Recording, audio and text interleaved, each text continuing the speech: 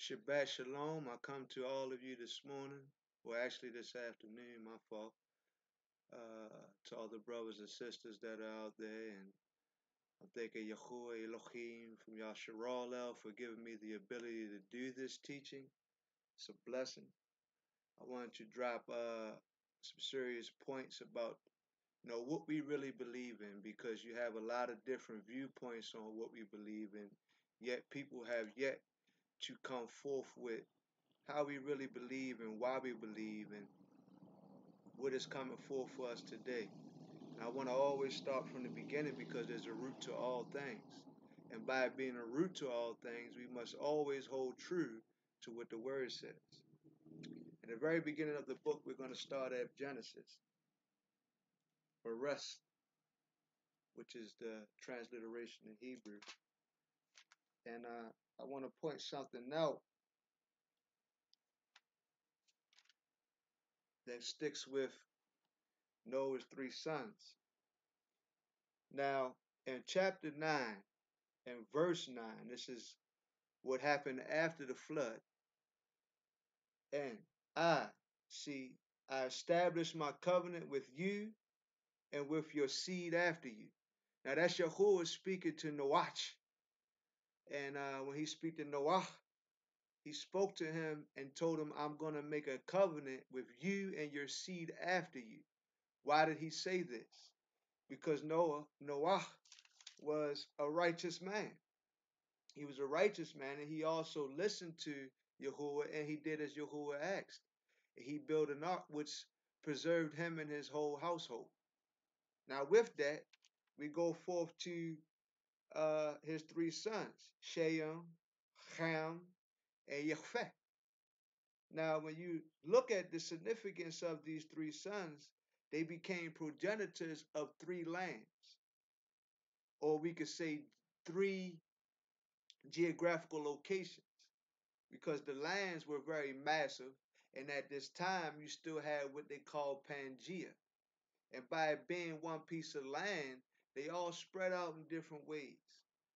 But before they spread out in different ways, something transpired, which they have taken out of scripture, and they have this information available to us in what we call the Apocrypha. And we're going to get into those texts also to prove this point with what the scripture is saying.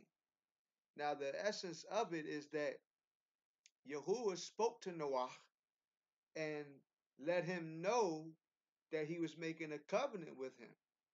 Now, as we look at chapter 9, I'm going to read verses 25 to 27.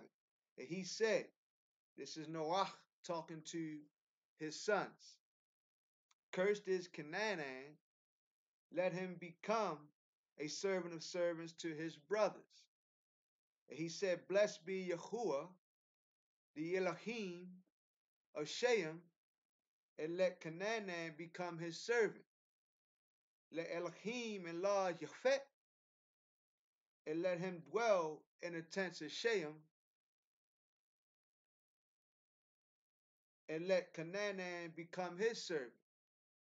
Now, just a brief understanding of what this text is speaking on is that this curse was not given to Ham, it was given to Canaan, which is his son.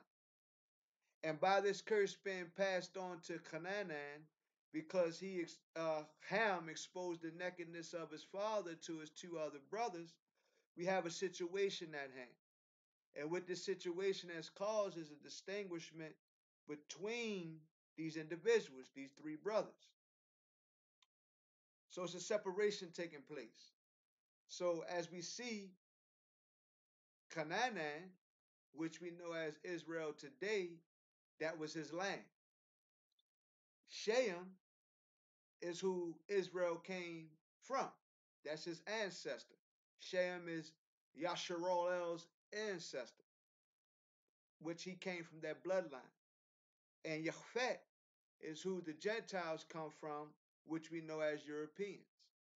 And you read chapter 10, you'll get the very breakdown of all the genealogy of Japheth, of Ham, and of the genealogy of Shem, you would have to read chapter 11. Upon reading these chapters, you would come to understand that something is taking place. It all stems from preserving a seed. Why is a seed being preserved? Well, if we understand Genesis 3:15, we will come to know that there was enmity between Shaitan's seed via the serpent, the Nachash, and the woman's seed via the promise of Yahushua HaMashiach. So we have something taking place. There's a broad spectrum of genealogy going down. But something has to happen before the Messiah gets here. So it all stems from that particular verse, Genesis 3:15. This seed, why is it a seed?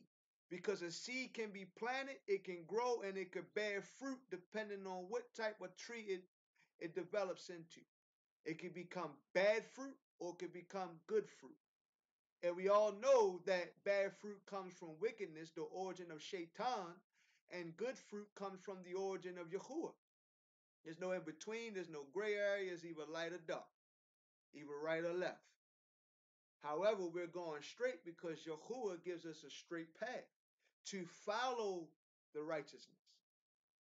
Now, the key to this success is understanding this genealogy. You know, in the new covenant, they say don't debate about genealogy and so on and so forth because they were getting all caught up in what was happening at those times.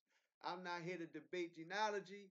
I'm here to bring forth the understanding of what is happening with this seed. Why is this seed being preserved? Because Yahuah is establishing himself a people that is set apart above all people, a people that is set apart unto him and not of the world. They are his nation. He calls them by his name, and they call him by his name, by the revelation of what he has given to his people. Ahaya, Ashaya, Ahaya. So listening to that, that's what we get. I am that which I am. And that would be what you see as the Hebrew transliteration. Now, the essence of understanding this genealogy is that we have something that takes place. This curse. I want to talk about this curse because there's a misunderstanding that this curse was on Ham, and that's why the people of Africa went into slavery. Well, did they really go into slavery? Or did the people that were in Africa went in slavery were from another nation, but they just dwelled in Africa? Let's think about that. Anyway, this curse. And I'm going to go a little forward with this curse because I'm going to give you the fulfillment of this curse just so that we can get a further understanding of why this curse took place. A little fast forward is that this curse upon Canaan is when Yasharalel, his children, 12 tribes, took over that land, which became the promised land, and destroyed all those nations. However, they didn't destroy everybody from those nations. That's another topic to talk about. Now, if you pay attention, he names 3 people, but yet he says, blessed be Yahuah, the Elohim of Shem. He didn't say the Elohim of Canaan, Ham, Yafet. He said of Shem. Yahuah, Elohim of Shem. I want you to pay attention to that. Significance. He said he will what? Let Canaan become his servant. How did Canaan become his servant? Well, because when the descendants of Shem via the 12 tribes of Yasharalel went into the land, that land was given over to them, and they also, the people that they allowed to live, became servants to Shem's descendants. And Yafet was twofold here. His land became enlarged because he had one of the biggest portions of land, which we have the islands on the side of Europe, going all the way into Western Asia. They didn't stretch as far as Eastern Asia because that was still part of the Shemitic people. However, he stretched all the way to Western Asia, what we know as Asia today. And in the midst of that transpiring, he also, as time went on and history took place, the descendants of Yahfet, was taking over many lands, particularly lands that were established and being civilized by the bronze man. It's sad because this is what took place. This is history. It can be researched. It can be found. It's not hard to see this. This is something that has taken place. Now, by this happening, even down to the land that we're in today, which we call the United States of America, U.S., whatever you want to call it, they have taken this land, the descendants of Yahuah, which are the real Gentiles. The Jews have changed the terminology of the word Gentiles to try to make it mean any other nation other than Jews, which is very funny because the Most High's people are not Jews. So I want to go into this genealogy to show us where we really come from and who are we. See, a lot of people get the misconception that when you tell them that you're a Yasharalelite, Ibrahim, which people transliterate into Hebrews, is that you're of a cult, you're of a religion, you're of this, you're of that, so on and so forth. It's a complete misconception. And for those brothers and sisters out there that bring this type of misconception to individuals, I ask that you do your research and figure out really what this is. Because this is not for you to be radical. It's not for you to go forth and do a bunch of frivolous things that the Most High never asked us to do in His Word. He never told us to hate. He never told us to bring forth any type of condemnation on anyone. We condemn ourselves. However, this word is not for everyone. And a lot of people will debate that if you pay attention to the key language that is used in this word. He specifically talks to just a selective group of people. He doesn't speak to everybody. You read the old covenant, you understand the new covenant. And the blessing about that is, in this genealogy, which was Eber. If you read chapter 10, verse 21, it says, and also to Shem, the father of all the children of Eber, the brother of Yahuah, the elder child, were born. Peep this. He had 13 sons. My fault. Yoktan, his son, had 13 sons. But he had 2 sons that were very specifically spoken about. And these 2 sons that were very specifically spoken about was Peleg and Yoktan. Now, the blessing of this, he had other sons. Elam, Asher, Apakshad, Lud, Aram. So we have 1, 2, 3, 4, 5 sons. Then he had Peleg and Yoktan. And at the time of Yoktan and Peleg was born, that's when the earth was divided.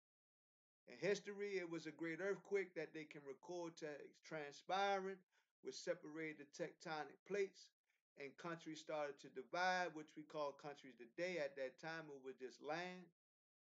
And the blessing about that is that you get to understand it's even in the word.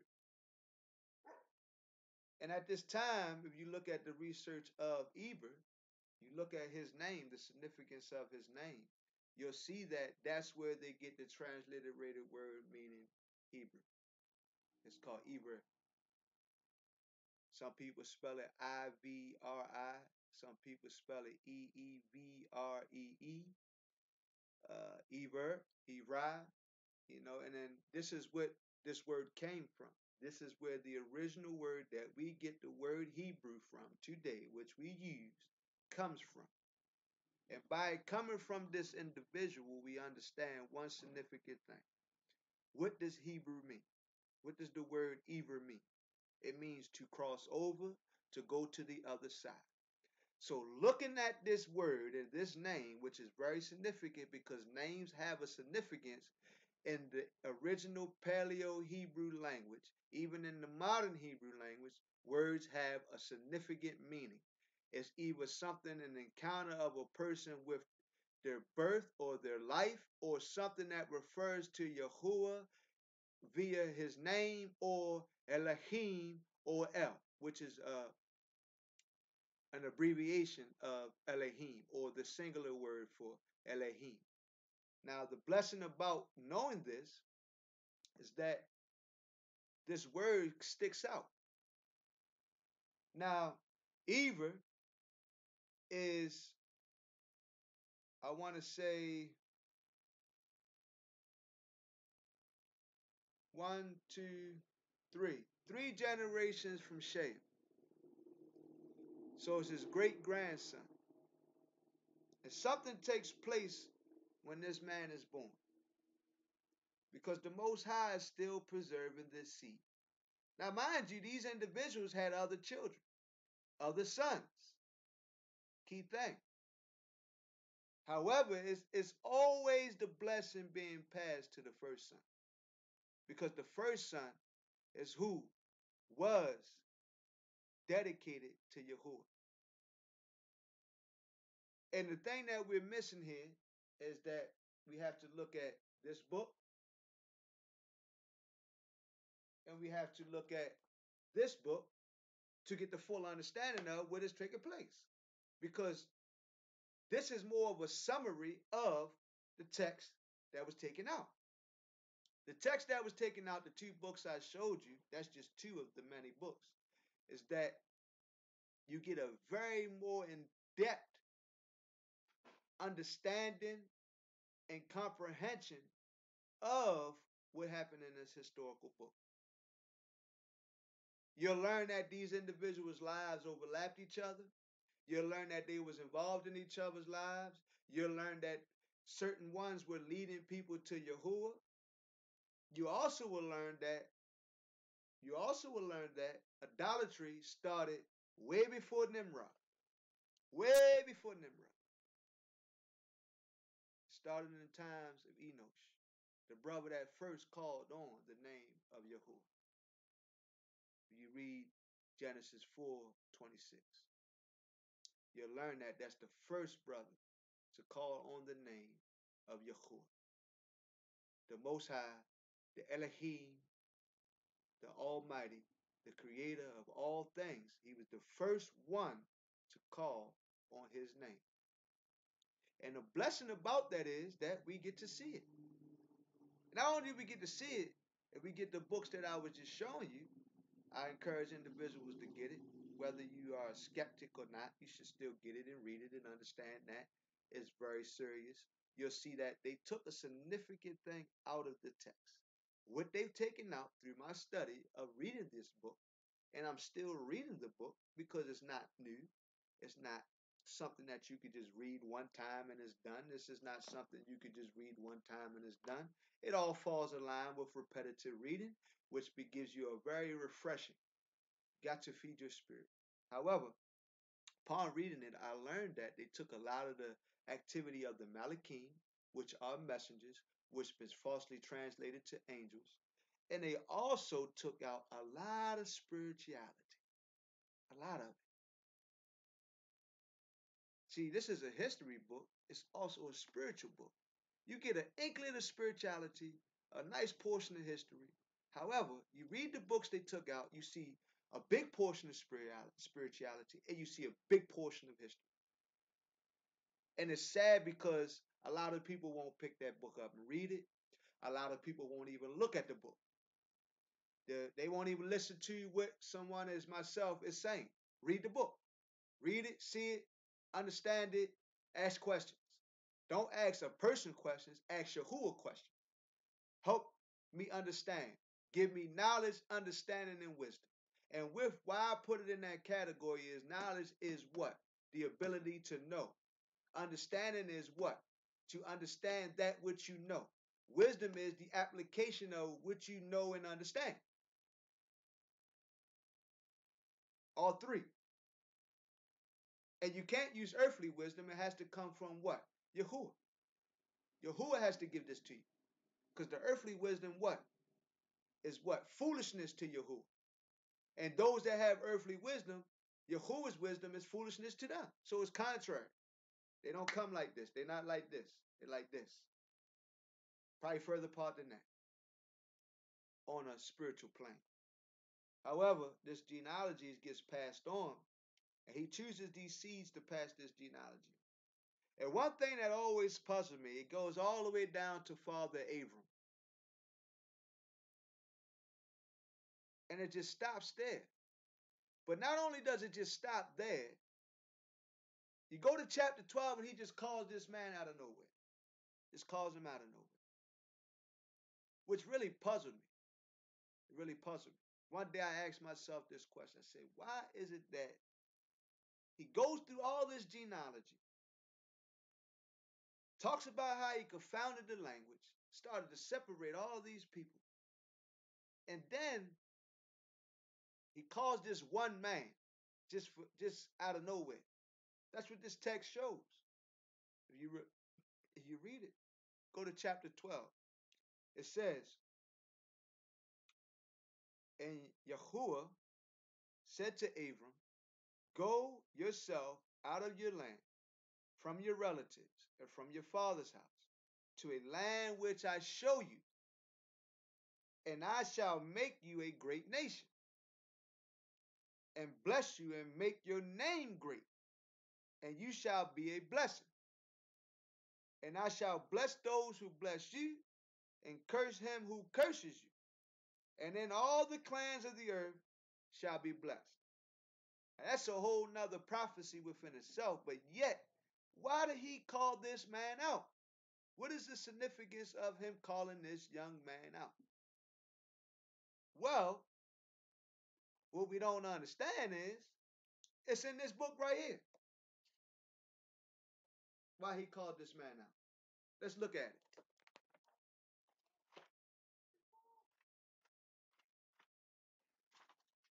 I love the fact that you can read something, which we are doing right now, and have access to it, because they made this hard to access.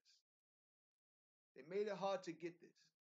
And I contribute the effort, the strength, and the knowledge and the ability for the individuals that have went out and did whatever it was that they had to do to get this information for us, because I know they went through a lot.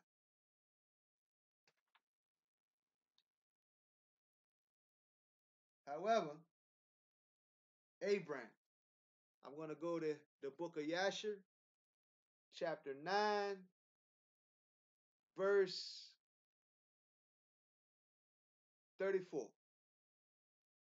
And Yahuah was with Terah, which is Abraham's father, in this matter, that Nimrod might not cause Abram's death.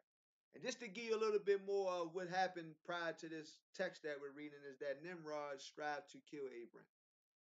You know, his soothsayers and his magicians, they came and told him that, you know, when Abraham was born, they was at his father's house, and when they came outside, and I'm just giving you a brief summary of what is before this text, that they seen this one big star, and it just swallowed up all the other stars. And so they came up with this philosophy that he's going to rule over all nations, which is interesting. But they brought it to him, and he sought to slay Abram, and his father tricked him and brought a newborn child also that one of his handmaids had, and he cut the baby's head off, and he went and hid his son. Okay, let me start over. And Yahuah was with Terah in this matter, that Nimrod might not cause Abram's death. And the king took the child from Terah, and with all his might dashed his head to the ground, for he thought it had been Abram. So now you see what I'm speaking on. And this was concealed from him from that day. And it was forgotten by the king, King Nimrod, sovereign, as it was the will of the providence not to suffer Abram's death. This word providence is capital. So you could use your mind to understand what that is referring to. And Terah took Abram, his son, secretly together with his mother and nurse, And he concealed them in a cave, and he brought them their provisions monthly. And Yahuah was with Abram in the cave. And he grew up, and Abram was in the cave 10 years. And the sovereign and the princes, soothsayers and sages, thought that the sovereign had killed Abram. That's very significant. Very, very significant. I want you to pay attention to this. Abram was in, hold on, excuse me, my fault. I'm still in chapter, no, what I just read was chapter 8. Let me correct myself. I'm reading chapter 9 now. Chapter 9, verse 5. And when Abram came from the cave, he went to Noah and his son Shem, and he remained with them to learn the instruction of Yahuah and his ways. And no man knew where Abram was. And Abram served Noah and Shem his son for a long time. A long time, y'all. Long time. Very long time. And the blessing about what he has done is that, verse 6, and Abram was in Noah's house 39 years. And Abram knew Yahuah from 3 years old. And he went in the ways of Yahuah until the day of his death, as Noah and his son Shem had taught him. And all the sons of the earth in those days greatly transgressed against Yahuah. They rebelled against him, and they served other mighty ones. And they forgot Yahuah, who had created them in the earth, and the inhabitants of the earth made unto them. At that time every man his mighty ones of wood and stone, which could neither speak, hear, nor deliver, and the sons of men served them, and they became their mighty one. That word mighty one refers to what a lot of people know as God. So, that's just to check that with you. Okay? Now, the blessing about this is, as we go down a little bit more, we'll learn why Abram was called out of his father's house. And Terah had 12 mighty ones of large size, made of wood and stone, after the 12 months of the year. And he served each one monthly. And every month Terah would bring his meat offering and drink offerings to his mighty ones. Thus did Terah all the days. And all that generation were wicked in the sight of Yahuah. So now you start to see what's happening here. You start to see the very significance of chapter 12. You learn that, whether you want to take this text as authentic or not, that Yahuah was with Abram since he was 3 years old. And when he was 10, he came out of hiding and dwelled with, I want to say, who was it again? I want to be accurate. Noah and Shem. He learned from them the ways of Yahuah. See, the bad part about this is that we don't see this in him. Why don't we see this in him? All we see is he got called out of his father's house. He went on a journey. He set out for the land of Canaan. And all these wonderful things started to happen. It's sad, man. It's very sad because we're missing. We're missing what this book just revealed to us. Why he was called out of his father's house.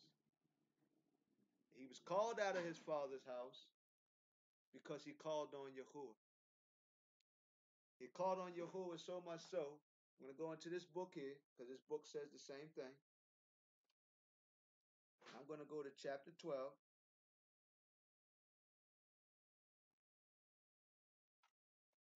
as I'm in chapter 12,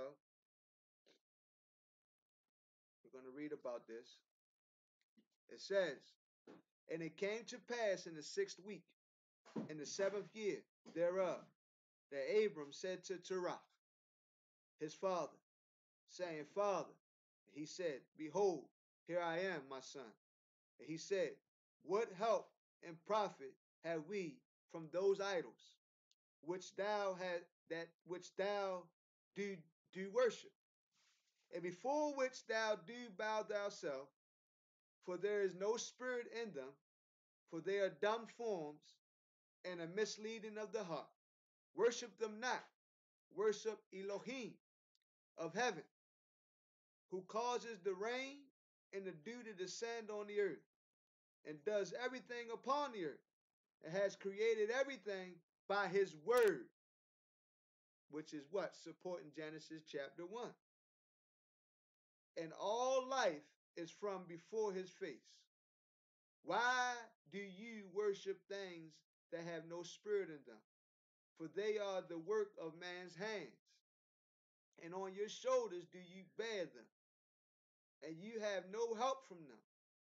But they are a great cause of shame to those who make them, and a misleading of the heart to those who worship them. Worship them not. And his father said unto him,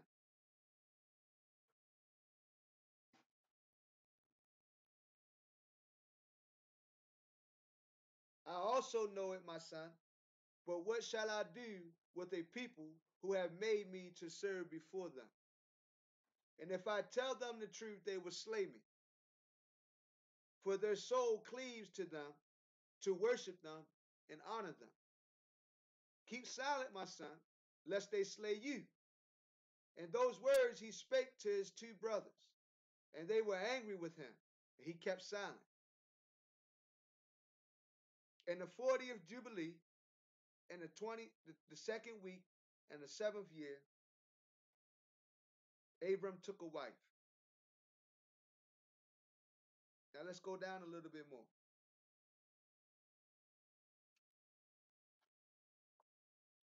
As you see, after this transpires, we're going to see here, is that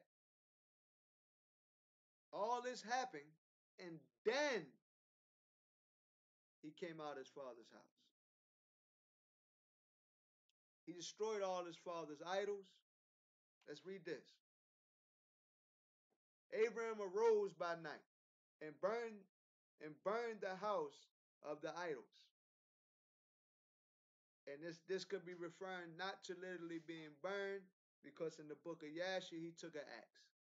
So it could be referring to him burning with anger, so on and so forth. And he destroyed all the idols of his father's house. What's interesting about this,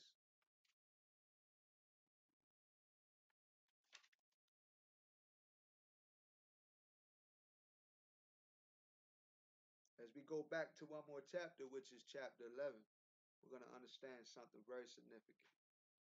And the child began to understand the errors of the earth, that all went astray after graven images and after uncleanness. And his father taught him writing, and he was 2 weeks of years old. And he separated himself from his father, that he might not worship the idols with him.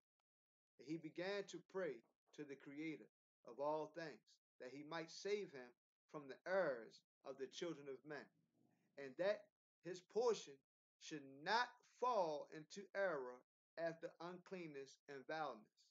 And the seed time came for the sowing of seed upon the land. And they all went forth together to protect the seed against the raven. And Abram went forth with those that went, and the child was a lad of 14 years. And a cloud of ravens came to devour the seed, and Abram ran to meet them before they settled on the ground, and cried to them before they settled on the ground to devour the seed, and said, Descend not, return to the place which you came. And they proceeded to turn back. It's an interesting thing that they put this in here because this can refer to a lot of different things. However, I wanted to point out that Father Abram, which became Abraham, called out to Yahuah. And in the midst of him calling out to Yahuah, Yahuah did what? As we read in the text, called him out of his father's house. He despised the worship of the land. He despised the worship of his father, his two brothers. So much so that he wasn't afraid to speak. He wasn't afraid to destroy his father's idols. He wasn't afraid to go against the people of the land. And as you read the book of Yasher and the book of Jubilee, you'll learn that later on down the line, he challenged a lot of other people. He also challenged Nimrod. So, the interesting thing about this, as we're talking about this genealogy, we all know that he called Abram out of his father's house. As we go forth and read chapter 14 of Genesis, verse 13, we'll see this word mentioned for the first time ever in Scripture. It says, and one who had escaped came and informed Abram the Hebrew. Abram the Hebrew. Now, mind you, he comes from the lineage of who? Eber, which is the same word as Hebrew. And if you need that help to understand that, we can go ahead and look at that resource information. And I'll be gladly to provide that for you using this book here.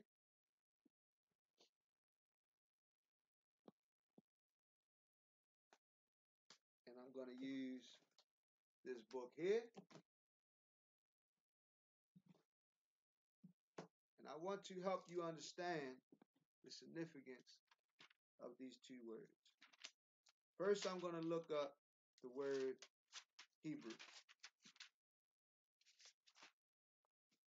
This is the word we're reading right now. And the lexicon is the Hebrew text. It's 6303.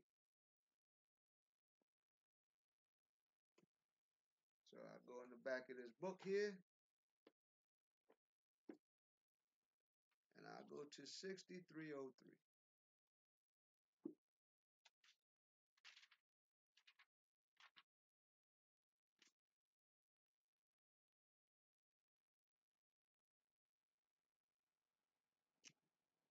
Go back here. 6303. So I can cross-reference it with the word study book. And we can get the proper understanding of what this word means. 6303 tells me to go to 5680. Okay? So in here, I go to 5680.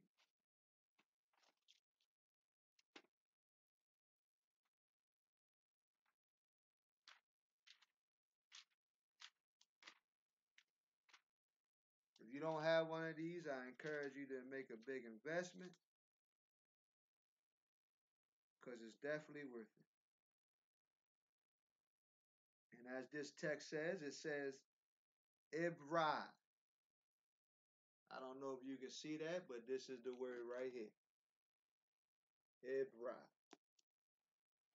Now, a proper noun designating Hebrew. The gentilic or ethnic form of the word meaning a Hebrew person.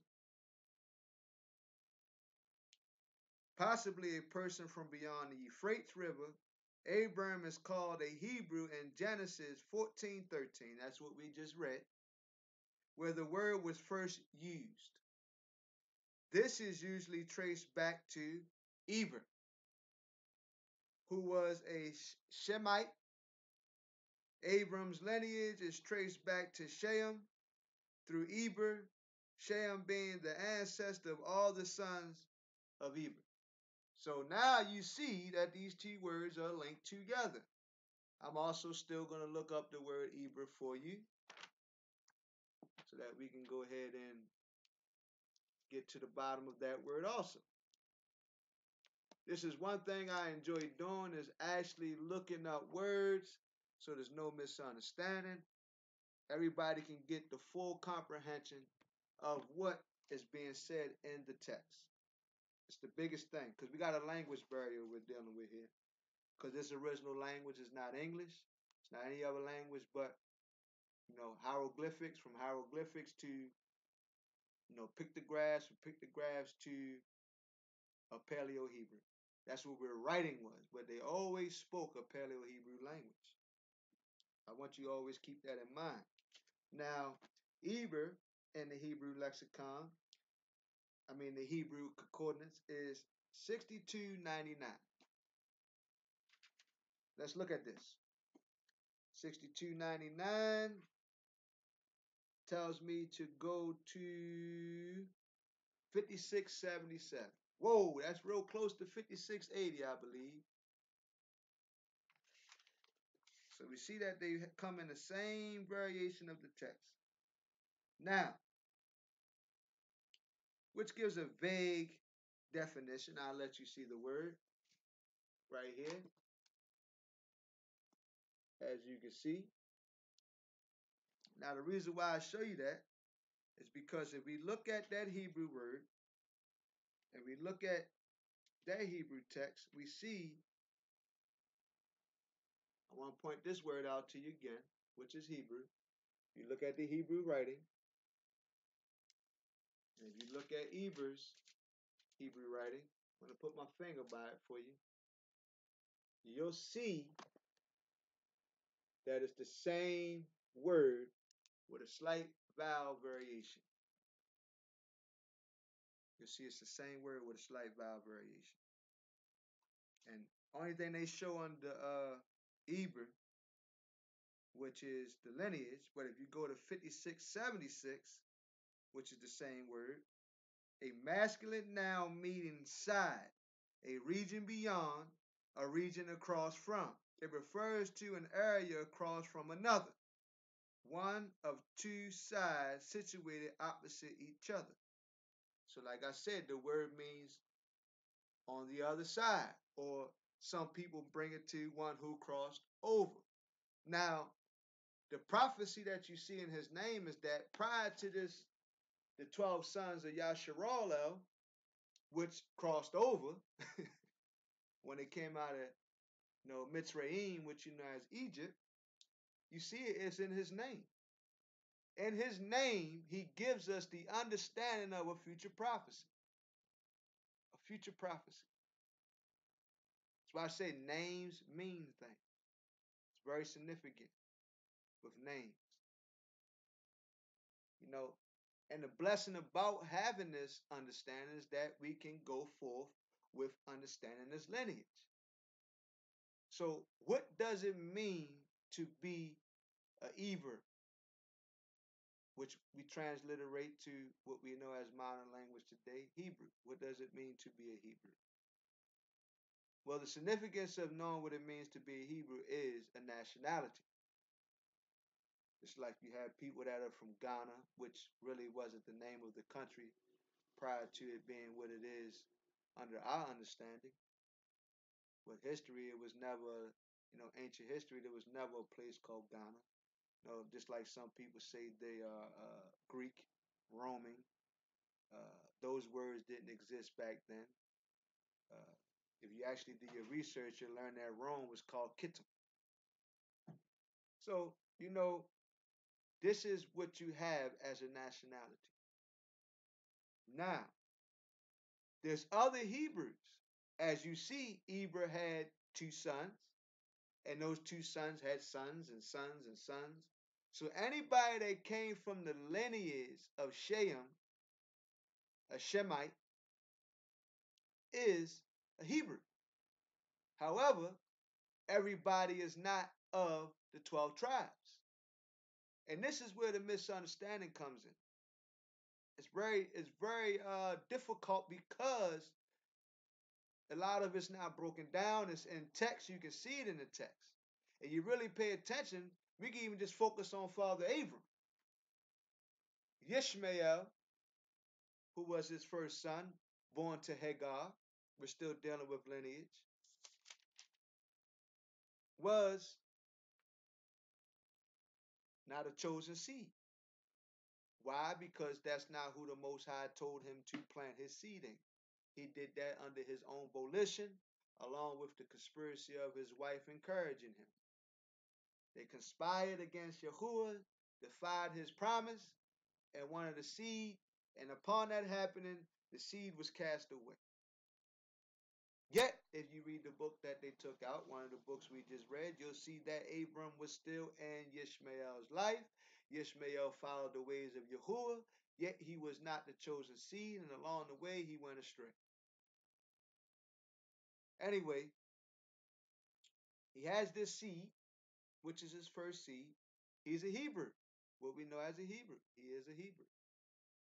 But the blessing about that, understanding that he is a Hebrew, is that he's not of the chosen seed. Why is that? Well, let's read chapter 17, verse 4.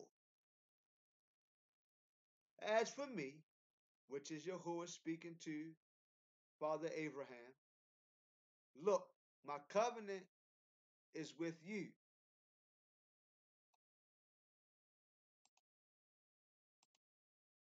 And you shall become a father of many nations. And upon you becoming a father of many nations, what does he say? And no longer is your name called Abram, but your name shall be what? Abraham, because I shall make you a father of many nations. How was he a father of many nations? Well, many Hebrew nations came out of him. How did that happen? Verse 7. And I shall establish my covenant between me and you and your seed after you and their generations for an everlasting covenant. Everlasting, meaning this covenant does what? It never dies. It continues to go. Who is man to say that something has changed? Nothing in this covenant has ever changed. If this covenant was not made, we wouldn't have the Messiah, because he would have never came. Because it had to be passed down. The seed had to be passed down. A pure seed. A seed that was not tainted. A seed that Shaitan could not corrupt. Yet he tried it, and he strived to destroy the seed. Even today, the seed is being destroyed because we're all under a curse. However, I don't want to talk about that. I want to talk about the very essence of who we are and why we believe what we believe. Okay, this everlasting covenant to be Elohim to you and your seed after you. He never said he was Elohim to anybody else. You will never see this in this text. You can look from front to back, back to front, middle to front, middle to back. Wherever you look at in this text, even the books that were taken out, you will never see that he was Elohim to anyone else but his chosen people. Why? Why? Well, it all stems from the corruption of man itself. And that's another topic. However, I want to finish this. Let's go to verse 19. Elohim said, no, Sarah, your wife is truly bearing a son to you, and you shall call his name Yeshua, and I shall establish my covenant with him for what? An everlasting covenant, and with his seed after him. You don't see Ishmael, you don't see any of that. He goes to say further this about the first seed that Abram had. And as for Ishmael, I have heard you. See, I shall bless him and shall make him fruitful and greatly increase him. He is to bring forth 12 princes, and I shall make him a great nation. But, verse 21, my covenant I established with Yitzhak. His covenant was established with what? With who? With Yitzhak, whom Sarah is to bear to you at this appointed time next year. Now, the book I read says Yahuah is not a man that he shall lie. And he says that he is not a man that he shall repent. But he does relent of judgment, if you really pay attention to the word. Some translations misinterpret the word and use the word repent, and that's not a good translation. He relents from judgment according to the response that his people will give him. If you ever read this book, you will understand that he only focused on a particular people. And there's thousands and millions of people around us. All you gotta do is look at the book of Exodus. He could have easily took everybody out of Egypt. He didn't do that. He went in there and took his people, which he says in his word, my people, and he did what? He called them out of Egypt, called them out of bondage. His people.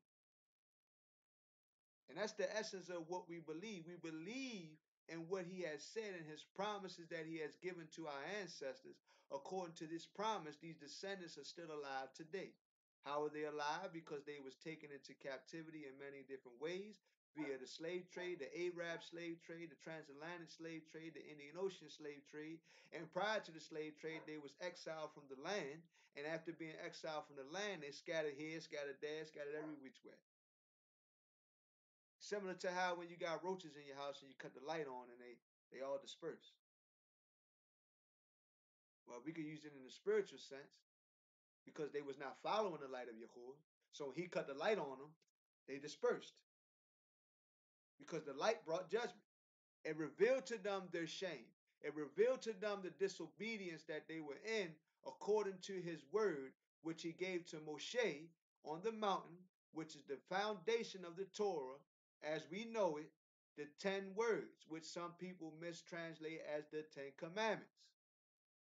They're 10 words, 10 sayings, however you want to put it in your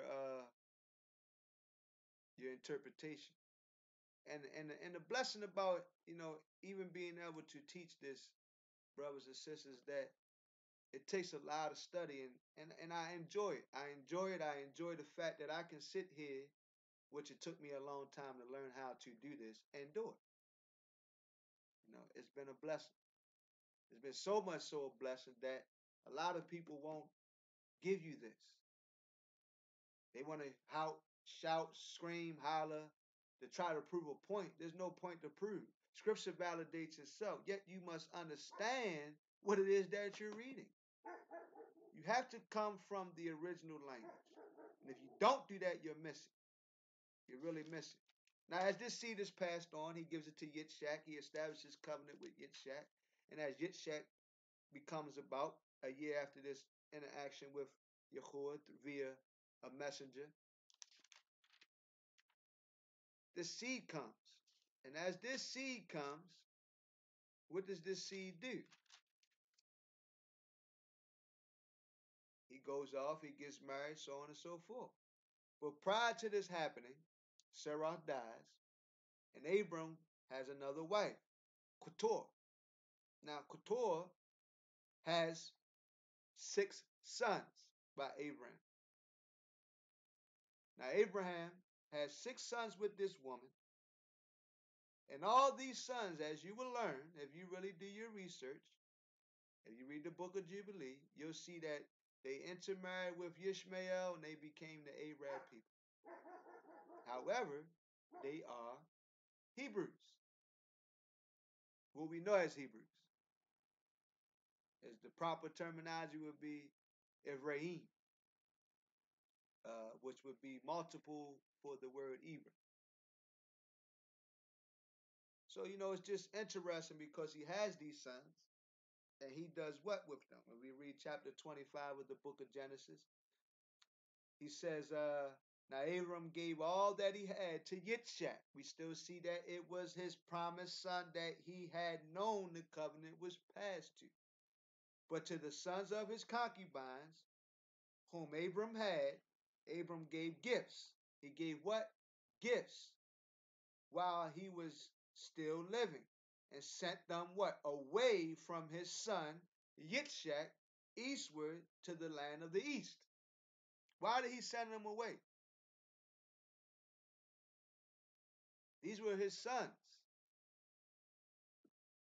Could you see yourself today casting away your seed because you have done something that the Most High didn't ask you to do. And you'll see this many a times through Scripture. You see it in the book of Ezra. You see it in the book of Judges. And the blessing about that is that you get to understand the significance of this chosen seed. You'll get to understand the significance of this covenant. He made a covenant with Abram. Abram passed it to Yitzchak, and now we're going to understand how he passes that covenant on. He passes it to Yahuah, which people know as Jacob. He passes the covenant to him. It's like passing the torch. I want you to carry on this promise. This is what I give you. I want you to carry on this promise. And as you read chapter 25 a little more, we go down to verse 23, you'll see something very significant. It says, and Yahuah said to her, 2 nations are in your womb, and 2 people shall be separated from your body, and 1 people shall be stronger than the other, and the older shall serve the younger. Well, wow, we see something transpiring.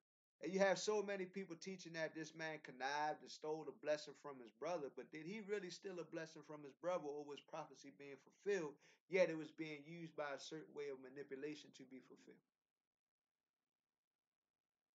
Because as we see it here, the messenger, Yahuah, told her that she has 2 nations in her womb. The younger would be stronger than the older, and the older would do what? Serve the younger. So we see here that the younger took the position of the older, yet what's funny is you have people teaching that he connived, he stole, he did this, he did that. It's funny. Not only that, if you go down a little bit further, you'll see something very interesting at verse 31.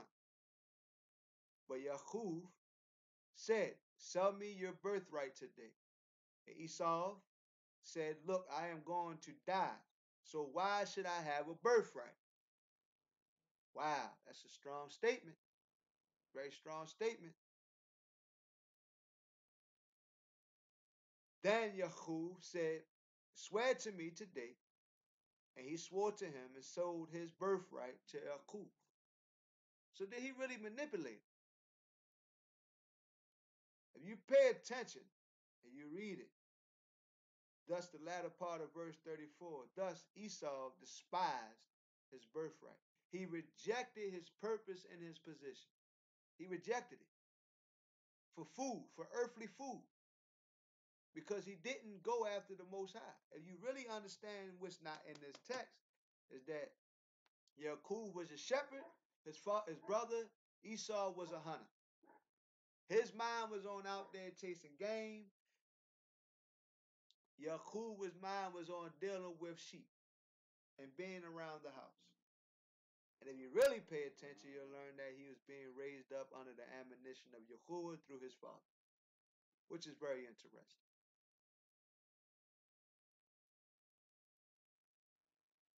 So you really got to look at what is being said. And as this time goes on, you got Yahuah getting this covenant. He goes forth. As he goes forth, he goes through a whole lot of trial and tribulation, a lot of learning.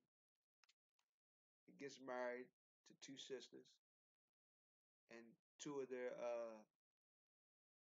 midwives, or however you want to put it, their maidservants. And when we get to chapter 32, and when he saw that he did not overcome him, he touched the socket of his hip. Well, let me start at verse 24 so we get a better understanding. And Yahuah was left alone, and a man wrestled with him until the breaking of day. And when he saw that he did not overcome him, he touched the socket of his hip.